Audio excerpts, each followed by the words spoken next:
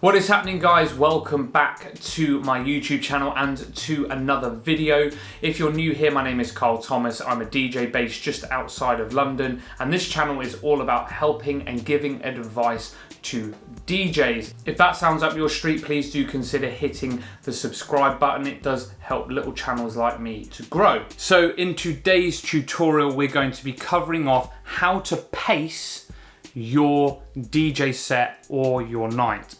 In a previous video, I've talked to you about how to warm up effectively, link up the top there somewhere, and today is all about how to shape or how to pace your set. Ultimately, it's your responsibility to control the energy, to control the mood in the room, and that in turn will control the dance floor. If you play too hard, too fast, too quickly, you're going to burn out the dance floor no matter how many vodka Red Bulls they've had to drink. Play too slowly and don't create enough energy, well, then you just won't fill the dance floor. So it's all about getting the pacing and the programming of the night right. And I'm going to share with you some strategies on how to shape the set now. So when it comes to shaping your set, there are three key strategies that I'm going to share with you today. We are going to use some highly specialized equipment, paper and a pen. So the first strategy on shaping your set or shaping the night is what I like to call the up, up and away. So hopefully you can see my highly sophisticated diagram. So with this model here, you would start your night off fairly slowly, maybe some quite chilled, down-tempo music, and the whole night is basically, or the whole day or whatever event you're doing, is basically a massive upward curve onto like a peak.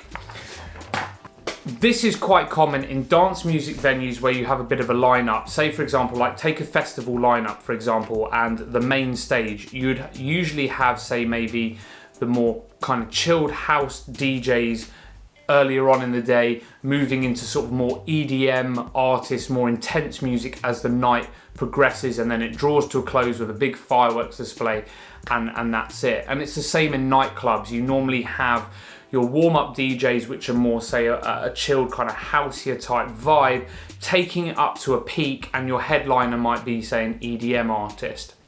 This strategy can also work, I think, at a lot of daytime party venues as well. So think of like a pool party where everyone has that VIP kind of bed scenario. They're down in bottles of Grey Goose or Dom Perignon and whatever they're doing, and the DJ is going to be playing chilled music to start with and slowly take it on an upward curve. The crowd get more and more fueled with alcohol, and then the dance floor really only kind of kicks off into the evening, and then it ends with a bit of a bang. So this is going to be quite common across a lot of different venues and a lot of different scenarios. So that is the up, up and away. The next model is what I call the roller coaster. So the roller coaster looks a little bit like this.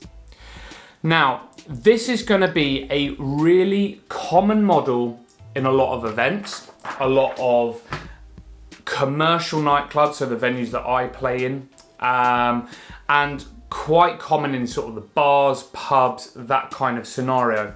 Why is that so popular? Well, because it allows the DJ to cycle through different genres of music, and it's very, very good for alcohol sales, so a bit of a business scenario here, and also, say, weddings, events where you have to cycle through lots of different genres. Essentially what you want to do, you pace the night up to a bit of a peak.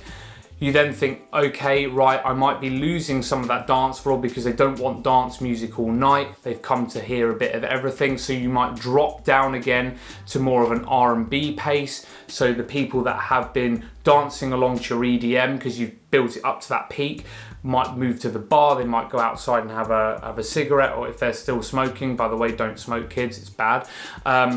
And then they come back onto the dance floor. So you constantly have those peaks and troughs, a little bit like a roller coaster. It allows you as well to appeal to different audiences. And that model is going to work in a lot of the high street venues, and also I think for private events. So the final model to talk to you about is called the workout. Bear with me on this, okay? This is going to be particularly good if you're playing for a long period of time, and it looks a little bit like this. Okay, so the workout is a bit like this. So picture this, a little bit like the up, up and away, but rather than having a continuous upward curve to a peak, you build the night up. Then what you have is you have a peak, but you do allow for a couple of breathers. So if you're playing for a long period of time, obviously you don't want to burn the dance floor out. So this allows for a couple of breathers, so where people can go off, buy a drink, speak to their mates, go to the loo, whatever they need to do. But it continues on a peak for a lot of the night. Now, I will play a set like this if I'm supporting kind of a headliner, where if it's just me and one headliner. And the reason why I do this is because I do my normal warm-up set, encouraging the people to get onto the dance floor. I want to have a good energy in the room. Now, obviously, when the headliner comes on, they're going to take that energy probably just that little bit higher, or and they want the best reaction almost immediately, because they're playing for say 1 or 2 hours, whereas I'm playing for 4 or 5 hours. So I'll bring them up to the peak, but just before that headliner goes on, maybe 5 or 6 tracks before, I'll bring the energy of the room down ever so slightly, because this will allow for the headliner to have a bit of headroom, but it also will allow people to have a break, get a drink, have a cigarette, go to the loo before that headliner comes back on. So it's a bit of a breather, and then the headliner can take it back up to that peak again before either closing the night or before I go back on, and then I will continue on with that peak. So there we have it, guys. 3 quick strategies on how to shape your night, dependent on your venue, the scenario which you're DJing, the audience that you've got. And if you follow these tips and shape your set according to the environment that you're in, the gig that you're doing, it's likely that you're going to have a crowd that sticks onto the dance floor for as long as possible without burning out, without leaving too soon, or the complete opposite, where you haven't built up enough energy whereby the floor just doesn't fill at all. So I hope you found this video useful. Let me know in the comments what style of DJ you think that you are. I'm really intrigued to know. Please do subscribe if you like this type of thing, and I will see you in the next one.